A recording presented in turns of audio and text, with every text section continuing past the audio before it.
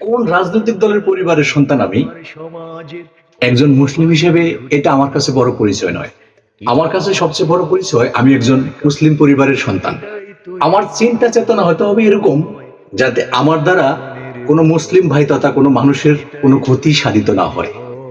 কারণ আমি একজন মুসলিম পরিবারের সন্তান, আমার দ্বারা কোনো মানুষের ক্ষতি হবে এটা কখনোই কাম্য নয়। এটা আমার মতামত। আপনার মতামত কি?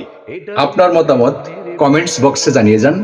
আর আপনার বন্ধুদের মতামত জানতে এই ভিডিওটি শেয়ার করে দিন, যেখানে আপনার বন্ধুরাও তাদের মতামত প্রকাশ করতে পারে।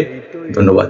আমার দ্বারা যদি আমার সমাজের কোনো ভাইয়েরই ক্ষতি হয়, কি জবাব দিব আমি খোদার কাছে? এটাই তো এ মনের ভয়, এটাই তো এ মনের ভয়, এটাই তো এ মনের ভয়।